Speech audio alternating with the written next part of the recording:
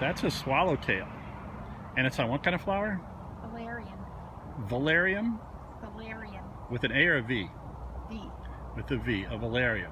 And so this bug has been working these flowers for how long? Over an hour, right? At least an hour. At least an hour. And these are very nice smelly flowers that the bride likes quite a bit. So that is a swallowtail. And we're now going to go back. So we're getting a highlight of the flower garden. Little updated tour of the flower garden. And what's that big pink one in there? Big peony in there. That is a peony, which are these big, gigantic, lush flowers. Right below it and to the left is a nice, The purple one? yeah, that's a very nice clematis. Clematis. Yes. And what's this pinky one there, that little pinky? Well, another peony. Another peony that hasn't opened all the way. Look up and you can see the rest of the clematis. So the clematis. To the left. To the left. The other left. The other left. Jeez. Enjoy your youth. When it gets old. This week, luckily, your tour guide is not on her third glass of wine, so maybe she'll remember. All right. So the main flower garden here. So what are the highlights this week? Highlights. Coralbells are all blooming. Coralbells. These are the little pinky ones here in the foreground.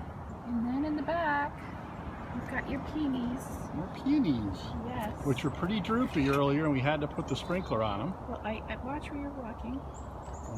I cut away a lot of the dead ones today. Cut away the dead ones, and there's still a lot left, and they were very pretty. Look really good. Peonies. And then what do we have? And in the back here, we've got Abraham Darby. Oh, the Darbies. Can I walk back there and get open, closer, or should I not?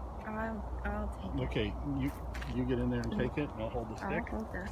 You got the stick and the So here's the Abraham Darbies. which are gorgeous. And they smell great, and they're mixed in with the Valerian, and they're next to the peonies. Got several different types of peonies. These are all globe thistle and Monarda. They're not blooming yet, but the daylilies will soon have flowers. They've got a lot of buds. This is a butterfly bush. What's this tall one that you're walking And right by? then this is the really nice Foxglove, Digitalis, Sedums, and a Fringe leading card, which is starting to fade a little bit. Beard tongue is blooming. That's this purple stalk. Purple stalk with the white flower. Beard tongue.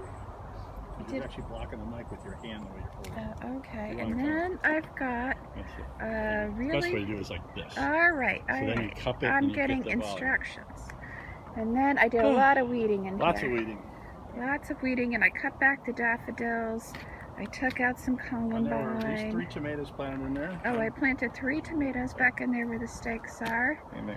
And then in here, I added some of the zoo flowers, the Coreopsis that I stole from the zoo. Chicago Public Zoo, another active just civil the violence. seed heads. And more weeding and cut back, and a nice foxglove. You can see in the back there's more beard tongue.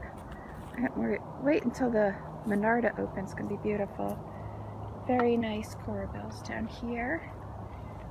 And a flowering sage, and this is very pretty right here. This is Foxgloves and a flag iris.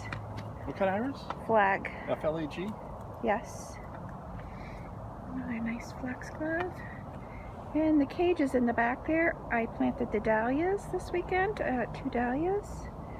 And the Coralbells. Why do you keep the Dahlias out of the ground in the winter? They freeze up and die? Yeah, they won't make it through the winter So here. you gotta keep them boxed up for 8 months a year, right? Yep. And Big then in root the balls. back, very nice patch We store those in the of basement. foxgloves. More foxgloves and more of the zoo Coreopsis. How big are the Coreopsis going to get? I think about 3-4 feet. Oh, that's So crazy. well, let's see if they make it. Yeah. Well, you got enough plants. Somebody's going to make it. Unless the creatures I've eat been them. cutting back the bleeding hearts. They're getting too big and they're starting to fade out.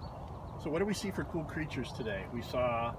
Oh wait, I'm still in my garden You're tour. still doing the garden tour. And then we'll do Okay. a creature thing. Oh, we got to do the Nice Valerian. Things look better back here in the shade. The colors are better. Yeah. That corner I gotta get to. That Clematis I gotta get to. Here's my Hydrangea. I gotta prune this thing. Nice big Hostas, and in the back there is a Jack-in-the-Pulpit, real tall one. That must be at least 3 foot high. This is, I forget the name of this thing. I have to look it up. This one of my We're going to go back this way. You want to go hit the Hydrangea? No, we're going to go this way. We're going this way? All right. So. And then the end of the Virginia Bluebells, Monkshood. That blooms later. Here's all my garden stakes. Okay, try to hold a little steady shot if you can. And Heuchera. The Primroses are done. The Astilbes will be blooming soon. This one down here is a miniature goat's beard, Artemisia. I've been pruning the rhododendrons, but I got more work to do. And then this is a mixture of Astilbe, May apple. Otherwise. Yep, I hear you, Tim. May apple, bloodroot. Put it the other way, makes your finger touch the. Yep. Okay. And Dusty Miller. No, not Dusty Miller. I forget what that thing's called. And some more. Right, let's go to the Hydrangea. Right, this is the. I don't know if you can see them, but the drupes on the cherry are starting to get tasty, and we just had, when we walked up here, had a whole little group of birds take off. That's a catbird, probably who's one of our birds who's nesting in the trees in front of the house. All right, let's talk about this gigantic monster here. What is this thing? This is a climbing hydrangea. And it really did climb. And it's been here for how long? 15, 20 years, something like that. It's up 30, 40 feet. And it's gotten huge. And I don't know how well that's video is gonna come out there given the backlighting. Maybe I should go to the other side. That would be smarter. But it's gigantic, and it's taken over this tree, and it looks great in the spring.